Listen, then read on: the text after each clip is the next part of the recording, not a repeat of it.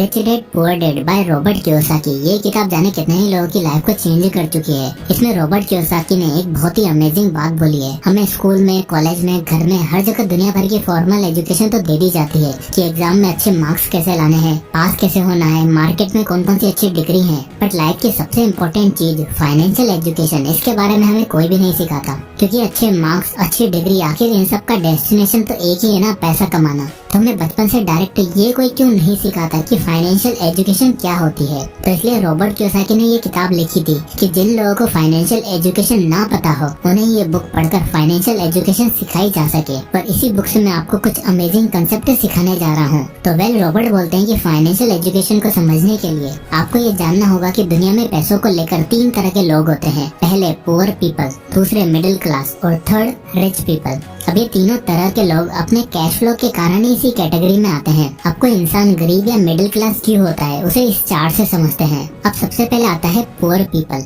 इस कैटेगरी के लोग काफी मेहनत करते हैं और बड़ी मुश्किल से पैसा कमाते हैं। तो इस चार्ट में आप देख सकते हो कि इनकी जो भी इनकम होती है वह सारी इनकम इनके रेंट में और खाने पीने में निकल जाती है। तो इनके पास कोई भी पैसा नहीं बचता। और ऐसे लोग ना तो कोई एसेट क्रिएट कर सकते हैं और ना ही कहीं पर इन्वेस्ट कर सकते हैं, क्योंकि मंथ एंड तक इनके खर्चे मैनेज हो जाए वही बड़ी बात है। इनकी इनकम इतनी जरा सी होती है कि ये बड़ी मुश्किल से खर्चा निकाल पाते हैं। इसलिए इस कैटेगरी के लोग अपने इस तरह के कैश फ्लो के कारण ही गरीब रहते हैं। दूसरे मिडिल क्लास, दुनिया के सबसे ज्यादा लोग इसी कैटेगरी में आएंगे। अब इस चार्ट से इनके कैश फ्लो को समझते हैं। इनकी इनकम पुअर कैटेगरी के लोगों से थोड़ी ज्यादा होती है। तो सबसे पहले तो इनकी जो इनकम होती है उससे ये अपने खर्चे चला लेते हैं। फिर उसके बाद ये अपने बाकी के खर्चे करते हैं, जैसे लोन पर ली हुई कार की EMI देना, अगर होम लोन ले रखा हो तो होम लोन की किस्तें पे करना। और जब इनके पास कुछ पैसा बचता है तो ये लोग FD में अपना पैसा सेव करके रख देते हैं। ये लोग पुअर कैटेगरी से तो ठीक है, बट ये लाइफ टाइम मिडिल क्लास में रह जाते हैं, क्योंकि इन्होंने अपने ऊपर लाइबिलिटीज भी इतनी ले रखी होती है, जैसे दुनिया भर के लोन ले लेना, जिससे इनकी मेजर इनकम इनकी लोन की किस्तें भरने में निकल जाती है। और लाइफ टाइम ये पैसों को लेकर स्ट्रगल करते रहते हैं। अब आते हैं थर्ड रिच पीपल। ये लोग जो भी कमाते हैं उन पैसों को काम पर लगाते हैं और उस पर मिले रिटर्न पर ये लोग अपने खर्चे चलाते हैं। ये सबसे स्मार्ट तरह के लोग होते हैं, क्योंकि इनके ऊपर कोई भी लाइबिलिटीज नहीं होती। और लाइबिलिटीज ना होने के कारण ये अपने पैसों को काम पर लगाते हैं, यानी कि इन्वेस्ट करते हैं, जिससे कि इनका पैसा अपने आप ग्रो होता रहता है। और इन्हें रोज रोज सुबह उठकर ये सोचने की जरूरत नहीं पड़ती कि आज पैसा कैसे कमाएंगे,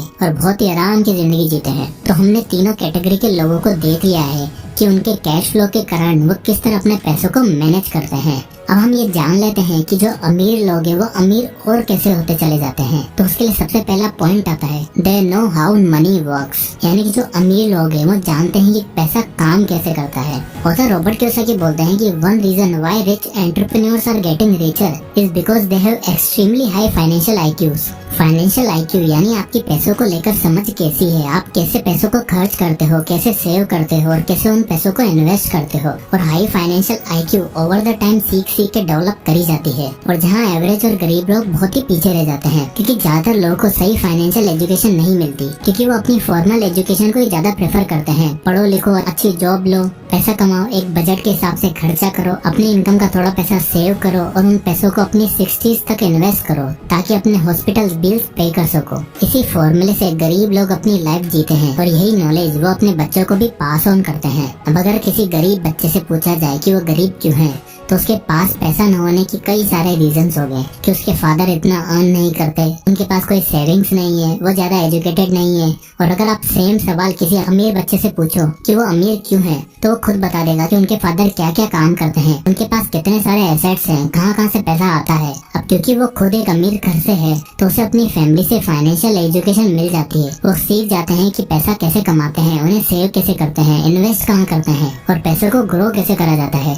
क्योंकि उसने अपने घर में ये सब देखा होता है। यही रीजन है कि हर जनरेशन के साथ उनका पैसा और ग्रो होता चला जाता है। अब एक्सेप्शन हर जगह होते हैं, पर ऑथर के अकॉर्डिंग फाइनेंशियल लिटरेसी ही वो सिंगल सबसे मेन रीजन होता है जिससे अमीर और अमीर होता है और लैक ऑफ फाइनेंशियल नॉलेज की वजह से गरीब और गरीब होता चला जाता है। अब ऐसा नहीं है कि ऐसे लोग कभी अमीर नहीं बन सकते। जिन्हें अपनी फैमिली से फाइनेंशियल एजुकेशन नहीं मिलती वो खुद ही पैसे के बारे में सीखते हैं, बुक्स पढ़ते हैं, ऐसी वीडियोस देखते हैं, मिस्टेक्स करके और उनसे सीख कर वो खुद को फाइनेंशियली स्मार्ट बना लेते हैं और इस पुअर क्लास से रिच क्लास में जंप कर लेते हैं। और वो जो कुछ भी सीखते हैं वो अपने बच्चों को भी ये एजुकेशन पास ऑन करते जाते हैं। इस तरह से हर जनरेशन के साथ वो अमीर होते जाते हैं। नेक्स्ट पॉइंट जो अमीरों को और ज्यादा अमीर बनाता है वो है they are better at tax game, यानी कि अमीर लोग टैक्स के गेम को बहुत ही अच्छे से खेलते हैं। 12 साल की उम्र में रॉबर्ट कियोसाकी अपने रिच डैड के साथ एक बीच पर घूम रहे थे। तभी उनके रिच डैड समुद्र के किनारे एक बड़े से घर की ओर पॉइंट करते हुए बोलते हैं, रॉबर्ट देखो वो बड़ा सा घर दिख रहा है, वो मैंने अभी खरीदा है।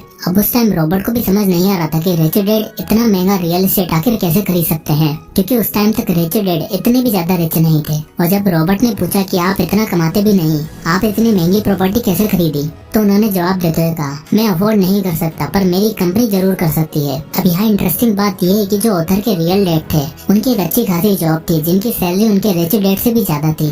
और रिच डैड कहते हैं कि उनके रियल डैड, जिसे वो बुक में पुअर डैड से भी रेफर करते थे, वो कभी भी उस बड़े से घर को खरीद ही नहीं सकते थे। ऐसा क्यों था? पहले उसका सबसे बड़ा रीजन था टैक्स।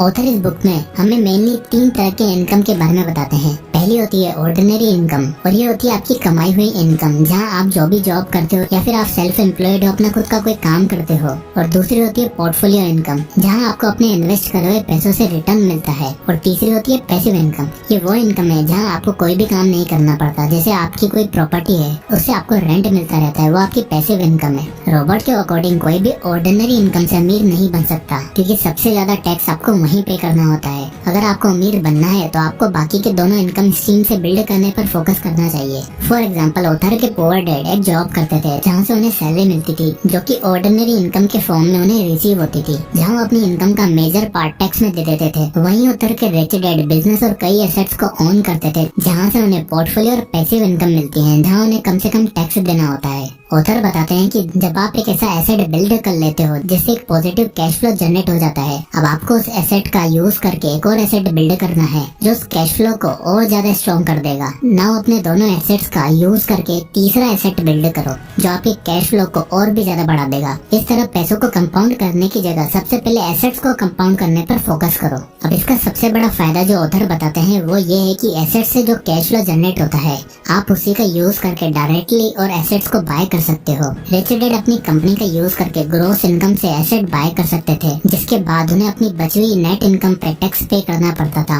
वहीं ऑथर के जो पुअर डैड थे वो पहले अपनी सैलरी से टैक्स भरते थे, यानी अपनी ग्रोस इनकम से टैक्स भरते थे, उसके बाद जो बचता था वो उसे स्पेंड करते थे, यानी अपनी नेट इनकम से एसेट बाय करते थे, जो कि आज ज्यादातर लोग करते हैं। इसका रीजन कियोसाकी बताते हैं क्योंकि रिच लोग ज्यादातर बिजनेस ओनर और इन्वेस्टर होते हैं, उन्हें कई सारे टैक्स ब्रेक मिलते हैं, क्योंकि अमीर लोगों की वजह से ही कहीं न कहीं देश की इकोनॉमी चलती है। इन अमीर लोगों के बिजनेस से ही नई जॉब्स क्रिएट होती है, प्रोडक्ट्स क्रिएट होते हैं, कंज्यूमर्स बढ़ते हैं, और इन सभी चीजों को प्रमोट करने के लिए गवर्नमेंट भी उन्हें कई सारे टैक्स बेनिफिट्स देती है। अब ये सुनने में तो बहुत अनफेयर लगता है, बट यही दुनिया की रियलिटी है, जहाँ जिसके पास ज्यादा पैसा है वो कम पे टैक्स कर रहा है, और जिस पे कम पैसा है वो अपनी जेब काट काट कर गवर्नमेंट को पैसे दे रहा है। इसलिए ऑथर कहते हैं आपको अपनी एक ऐसी इनकम स्ट्रीम क्रिएट करनी चाहिए जहाँ आपको कम से कम टैक्स पे करना पड़े। तो दोस्तों ये कुछ कारण होते हैं जिनके कारण अमीर और गरीब बनता चला जाता है, क्योंकि अमीर लोगों के पास फाइनेंशियल एजुकेशन होती है जिसका इस्तेमाल करके वो अमीर होते जाते हैं, जबकि एक नॉर्मल इंसान इसके बारे में कुछ जानता ही नहीं है, इसलिए वो हमेशा पैसों की किल्लत से परेशान रहता है। इसलिए फॉर्मल एजुकेशन के साथ साथ हमें फाइनेंशियल एजुकेशन को भी समझना बहुत जरूरी है।